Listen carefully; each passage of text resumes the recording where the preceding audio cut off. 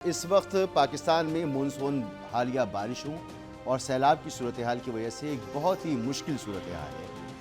اب تک کی اطلاعات کے مطابق خیبر پختونخوا، آزاد کشمیر جس میں سوات کا علاقہ بہت زیادہ متاثر ہوا ہے، اس کے علاوہ پنجاب، سندھ، بلوچستان میں تقریباً 670 افراد لقمہ اجل بن چکے ہیں۔ تقریباً 100 کے قریب لوگ ایسے ہیں جو لاپتہ ہیں اور سینکڑوں مکانات جو ہیں وہ تباہ و برباد ہو گئے ہیں۔ ایک تو اس میں موسمیاتی تبدیلی کا بہت بڑا اثر ہے، اس میں تو کوئی دوسری رائے نہیں ہے، لیکن ساتھ ہی ساتھ انفراسٹرکچر کی کمیاں، کوتاہیاں، اس کے اندر اس معاملے پر توجہ نہ دینا حکومتوں کا، یہ بھی ایک بہت بڑا سبب ہے۔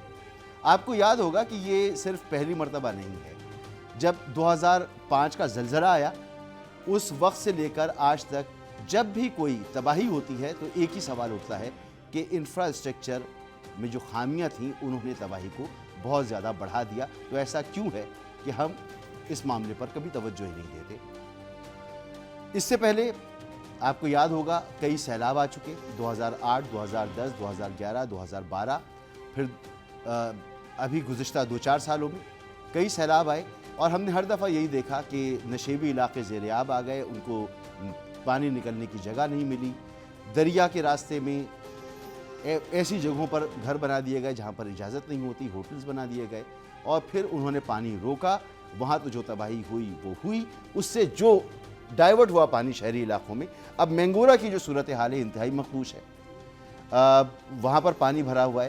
نو ڈاؤٹ کلاؤڈ برسٹ کا فینومنا اس دفعہ جو ایکسپیرینس کیا گیا ہے، یہ بہت عرصے میں کبھی، مجھے وہاں پر لوگوں سے بات ہوئی، وہ کہتے ہیں کہ ہم نے زندگی میں کبھی ایسا کلاؤڈ برسٹ نہیں دیکھا۔ اور صرف یہ نہیں کہ پاکستان میں یہ ہوا ہے، یہ تباہی ہوئی ہے انڈیا کی طرف بھی ہوئی ہے، یہ نیپال کی طرف بھی ہوئی ہے، اور آپ کو پتا ہے کہ چائنا کا بھی ایک بڑا حصہ اس وقت سیلاب کی لپیٹ میں ہے۔ تو موسمیاتی تبدیلی اور اس سے ہونے والے اثرات، اس پہ ضرور فنڈز مانگے جائیں، لیکن عوام کو ڈیلیور کرنا بھی حکومتوں کا کام ہوتا ہے۔ بدقسمتی سے حکومتیں ہمیں اس پر کام کرتی نظر نہیں آتی۔ اس پر بھی بات کریں گے، اور جو نقصان ہوا ہے یہ کم ہو سکتا تھا، اس پر بات ہوگی۔ ساتھ ہی ساتھ آج ANP کی آل پارٹیز کانفرنس ہوئی ہے۔ پاکستان پیپلز پارٹی اور نون لیگ نے اس کے اعلامیے پر دستخط کرنے سے انکار کر دیا۔ اس میں جو باتیں کی گئی ہیں وہ باتیں کوئی ایسی باتیں نہیں ہیں جو پیپلز پارٹی یا نون لیگ نہیں تسلیم کرتی، لیکن کیونکہ اس وقت یہ دونوں پارٹی حکومت میں ہیں تو ان کو سوٹ نہیں کرتی یہ باتیں جو یہاں پر کی گئی ہیں۔ کیا کہا گیا آج اس مشترکہ اعلامیے میں؟ اس میں کہا گیا کہ دہشت گردی، انتہا پسندی، بد امنی کی ہر شکل میں شدید مذمت کی جاتی ہے۔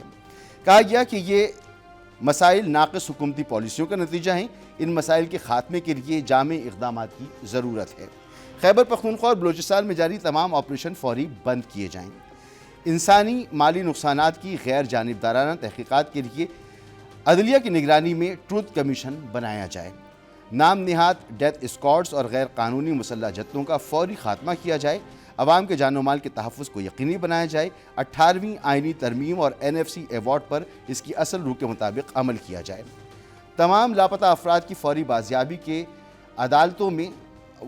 کر کے عدالتوں میں پیش کیا جائے۔ تمام سیاسی قیدیوں کو فوری رہا کیا جائے اور سیاسی سرگرمیوں کے آزادانہ ماحول فراہم کیا جائے، یعنی سیاسی سرگرمیاں جو ہیں وہ آزادانہ ماحول میں ہوں۔ تو اس میں بہت سی باتیں ایسی ہیں جن پر کہ اتفاق ہونا چاہیے تھا، لیکن جب یہ اعلامیہ سنایا جا رہا تھا اس وقت نون لیگ کے جناب عرفان صدیقی صاحب اور پیپلز پارٹی کے نیر بخاری صاحب اس وقت اٹھ کر چلے گئے اور اعلامیے پر ان کے دستخط بھی نہیں ہیں۔ تو یہ بہت سے ایسے ڈاکیومنٹس پچھلے دنوں تحریک انصاف نے بھی ایک آل پارٹیز کانفرنس کی، پھر ماضی میں دیکھا جائے تو نون لیگ اور پیپلز پارٹی بھی اس طرح کی باتیں کرتی آئی ہیں۔ تو ایک نیشنل کنسنسس کی ضرورت ہے ملک کے اندر دہشت گردی سے نمٹنے کے لیے، اور دیگر جو آئینی بحران بھی موجود ہیں ان سے نمٹنے کے لیے۔